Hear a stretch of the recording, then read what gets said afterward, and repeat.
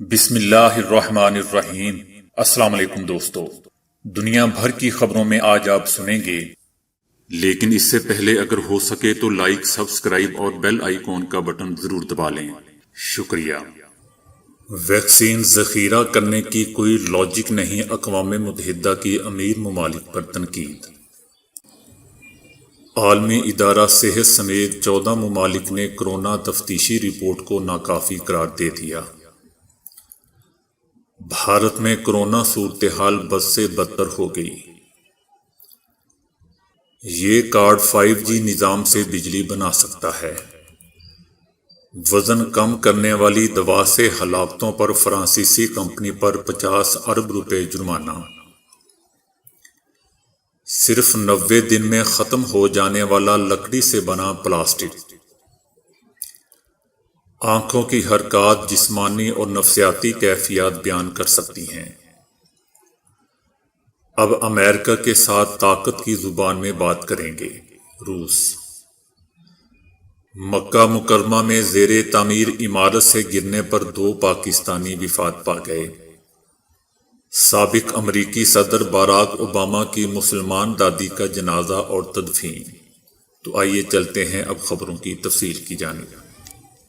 اقوام متحدہ نے کورونا ویکسین ذخیرہ کرنے پر ترقی یافتہ ممالک کو تنقید کا نشانہ بنایا ہے اور ان ممالک کو دنیا کے دیگر ملکوں میں تقسیم کرنے کی ترغیب دی ہے تاکہ وبا کا خاتمہ ممکن ہو سکے۔ اقوام متحدہ نے کہا کہ پہلی بات تو یہ ہے کہ ویکسین کو ذخیرہ مت کریں، اس کی کوئی لاجک نہیں ہے۔ ہم ترقی یافتہ ممالک سے اپیل کرتے رہے ہیں کہ وہ خریدی گئی کچھ ویکسین کو دیگر ملکوں کے ساتھ شیئر کریں، اور یہ دیکھا گیا ہے کہ انہوں نے اپنی ضرورت سے زیادہ خریداری کی ہے۔ ویکسین کی خوراکوں کی غریب ممالک تک فراہمی کے کوویکس پروگرام کو مشکلات کا سامنا ہے، کیونکہ بہت زیادہ ذخیرہ اندوزی کی جا رہی ہے۔ وبا کے خاتمے کا انحصار سب سے زیادہ اس بات پر ہے کہ ویکسین کو جتنا جلد ممکن ہو سکے پوری دنیا کی آبادی تک پہنچایا جا سکے۔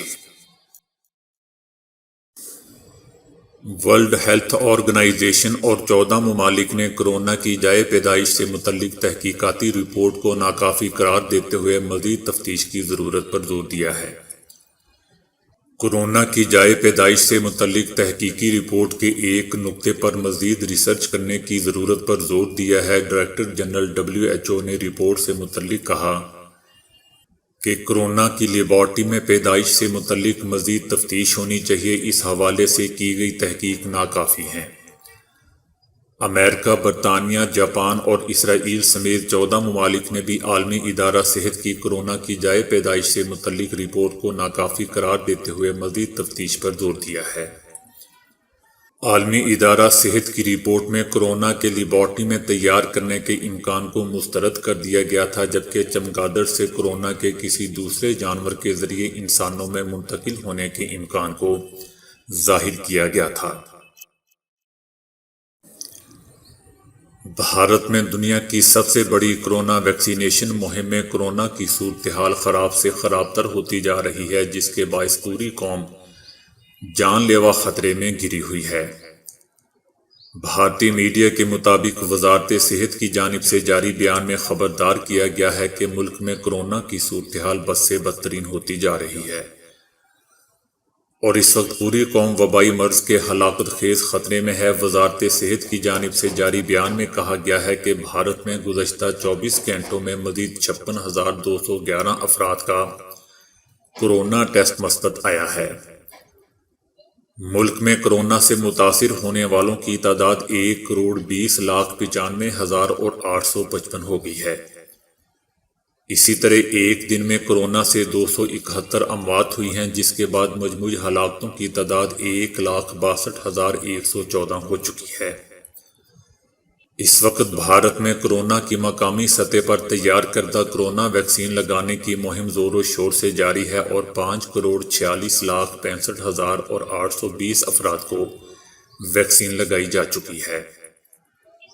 دوستو، یاد رہے کہ بھارت کورونا کے ٹیکے لگانے اس تصویر میں ایک عام انک جیٹ پرنٹر سے چھاپا گیا تاش کے پتے کی مانند جو کارڈ نظر آ رہا ہے وہ 5G ٹاور سے خارج ہونے والی ریڈیشن سے براہ راست بجلی بنا سکتا ہے۔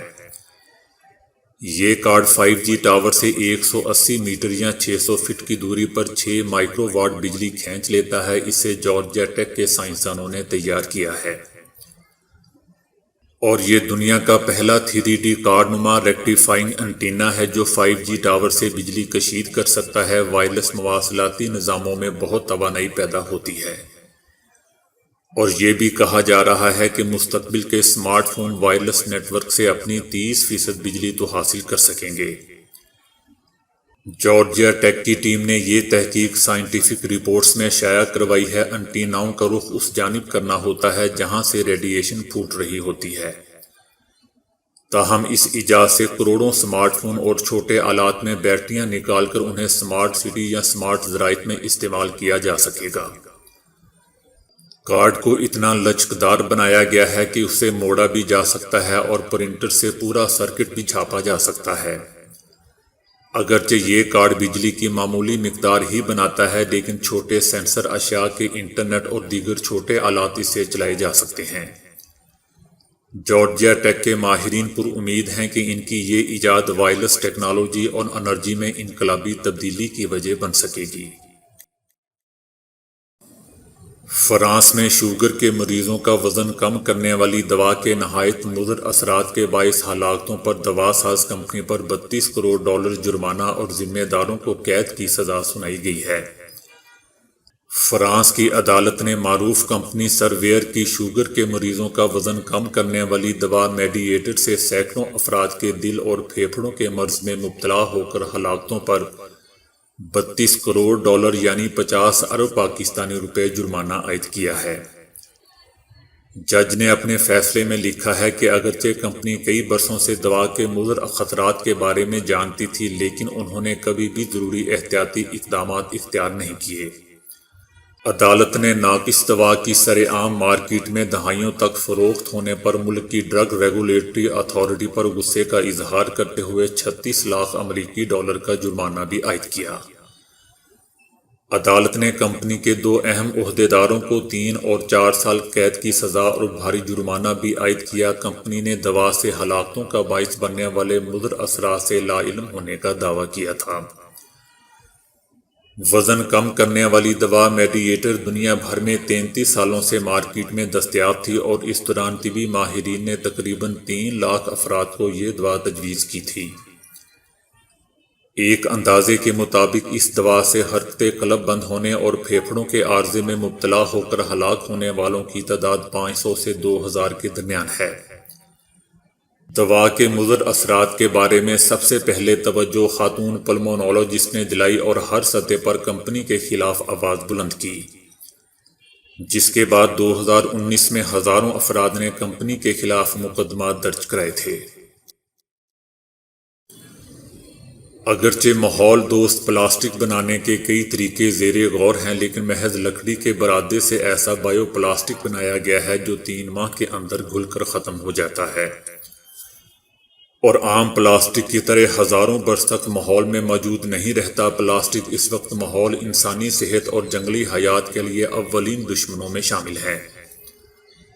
ان کے باریک باریک ٹکڑے اب ہمارے جسم میں پہنچ رہے ہیں، سمندروں اور دریاؤں کو یہ آلودہ کر کے جنگلی حیات کو ہلاک کر رہے ہیں اور صاف مٹی کو آلودہ بنا رہے ہیں۔ اسی لیے پوری دنیا میں کئی تجربہ گاہیں ماحول دوست پلاسٹک پر کام کر رہی ہیں جس میں جزوی کامیابی ملی ہے۔ اس سے قبل انڈے کے خول، پودوں اور بعض دیگر اجزاء سے بائیو پلاسٹک بنائے گئے ہیں، لیکن تجارتی پیمانے پر ان کی تیاری کی منزل ابھی بہت دور ہے۔ یہ پلاسٹک مضبوط بھی ہیں اور لچکدار بھی۔ جب اسے مٹی میں دفنایا گیا تو 2 ہفتے بعد چٹکنے لگا اور 3 ماہ بعد مکمل طور پر غائب ہو گیا۔ لکڑی کے چورے سے بنایا یہ نیا سبز پلاسٹک بہت اچھا ثابت ہو سکتا ہے۔ دوسری جانب اسے بنانے کا طریقہ بہت ہی سادہ اور کم خرچ بھی ہے۔ دلچسپ بات یہ ہے کہ گلنے کے عمل کے دوران ایک لمحہ ایسا بھی آتا ہے جب پلاسٹک مائع بننے لگتا ہے اور دوبارہ شروعات کی طرح گاڑھے محلول میں ڈھل جاتا ہے۔ اس لمحے اسے دوبارہ صاف کر کے پلاسٹک میں بدلا جا سکتا ہے۔ اس طرح ایک جانب یہ حیاتیاتی طور پر تلف ہوتا ہے اور دوسری طرف ری سائیکل بھی کیا جا سکتا ہے۔ آنکھوں کو جسم کی کھڑکی کہا جاتا ہے، اور اگر کسی مشین سے آنکھوں کی حرکات کو نوٹ کیا جائے تو ناقابل یقین معلومات حاصل کی جا سکتی ہیں۔ صرف ایک اچھے ایچ ڈی کیمرے کی مدد سے آنکھوں کی ویڈیو سے کسی شخص کی عادات، صحت، جنس، جذبات اور احساسات وغیرہ، نسل، قومیت، شخصی دلچسپی اور رجحانات، مہارت اور صلاحیت کا احوال لیا جا سکتا ہے۔ 2020 میں سائنسدانوں نے دنیا بھر میں آنکھوں کی حرکات اور ٹریکنگ پر شائع ڈیٹا کا گہرائی سے تجزیہ کیا ہے۔ صرف آنکھوں کو ہی دیکھ کر نفسیاتی اور دماغی امراض سمیت کئی امراض کا پتہ لگایا جا سکتا ہے۔ اس عمل میں آنکھوں کے ڈیلوں کی حرکت، پتلیوں کا سکڑاؤ اور پھیلاؤ، پلک جھپکنے کی رفتار، نگاہ جمانے اور پھیرنے کو بغور دیکھا جاتا ہے۔ پھر یہ بھی طے شدہ امر ہے کہ آنکھوں کی پتلی کے ڈیزائن فنگر پرنٹس کی طرح مخصوص ہوتے ہیں۔ اسی طرح دماغی بوجھ کا اظہار بھی آنکھیں کر سکتی ہیں، یہاں تک کہ آنکھیں دماغ سے خارج ہونے والے ڈوپامائن ہارمون کا انکشاف بھی کر سکتی ہیں۔ یہ تحقیق برلن یونیورسٹی نے کی ہے۔ 6 مارچ کو شائع ہونے والے اس تحقیقی مقالے کو اب تک 75,000 مرتبہ ڈاؤن لوڈ کیا جا چکا ہے۔ روس نے خبردار کیا ہے کہ امریکہ ہم سے طاقت کی زبان میں بات کرنے کی جرات نہیں کر سکتا۔ روس سے امریکہ یا کسی بھی دوسرے ملک کو طاقت کی زبان میں بات کرنے نہیں دیں گے۔ روس کا کہنا ہے کہ امریکہ ایک منتر کی طرح یہی ورد دہراتا رہتا ہے کہ ہم سب ممالک کے ساتھ طاقت کی زبان میں بات کریں گے۔ روس اپنے ساتھ ایسا کرنے نہیں دے گا۔ روسی صدر یا دیگر قیادت امریکیوں کو اس زبان میں بات کرنے کی اجازت نہیں دے گی۔ مکہ مکرمہ میں زیر تعمیر عمارت میں کام کے دوران 2 پاکستانی اپنی جان سے ہاتھ دھو بیٹھے۔ دونوں پاکستانیوں کی شناخت ہو گئی ہے اور ان کا تعلق جھنگ سے بتایا جا رہا ہے۔ دونوں مزدور لفٹر اوور لوڈ ہونے کی وجہ سے اس سے گر کر وفات پا گئے۔ اطلاعات ہیں کہ دونوں پاکستانی مزدوروں کی تدفین مکہ مکرمہ میں کر دی گئی ہے۔ حادثہ مکہ مکرمہ کے حی النسیم علاقے میں پیش آیا۔ مزدور کام کے دوران 5ویں منزل سے گرے اور زمین پر گرتے ہی موقع پر وفات پا گئے۔ سابق امریکی صدر باراک اوباما کی دادی کا نماز جنازہ ادا کرنے کے بعد تدفین کر دی گئی ہے۔ باراک اوباما کی 99 سالہ مسلمان دادی گزشتہ روز کینیا میں انتقال کر گئی تھیں۔ سابق امریکی صدر کی دادی سارا اوباما 1922 میں لیگ وکٹوریہ میں پیدا ہوئی تھی اور باراک اوباما کے امریکی صدر بننے کے بعد انہیں شہرت ملی تھی۔ سارا اوباما سابق امریکی صدر کے دادا حسین اوباما کی دوسری بیوی تھی۔ باراک اوباما کے والد کا 46 برس کی عمر میں کار ایکسیڈنٹ میں انتقال ہو گیا تھا۔ اوباما خاندان کا تعلق کینیا کے لیو گروہ سے ہے۔ صدر اوباما اکثر اپنی سوتیلی دادی سے پیار کا اظہار کرتے تھے اور وہ اپنی یادداشت میں انہیں گرینی کے نام سے مخاطب کرتے تھے۔ سال 2015 میں اپنے والد کے آبائی ملک کینیا کے دورے کے دوران اوباما نے اپنے رشتہ داروں کے ساتھ ملاقاتیں بھی کی تھیں۔ سارا اوباما نے 2009 میں اوباما کی جانب سے صدر کی حلف برداری کی تقریب میں بھی شرکت کی تھی۔ سال 2014 میں اوباما نے اقوام متحدہ کی جنرل اسمبلی کے خطاب میں اپنی دادی سارا کا بھی ذکر کیا تھا۔ تو دوستو، آج کے لیے اتنا ہی۔ ویڈیو کو لائک اور شیئر کرنے کا بہت بہت شکریہ۔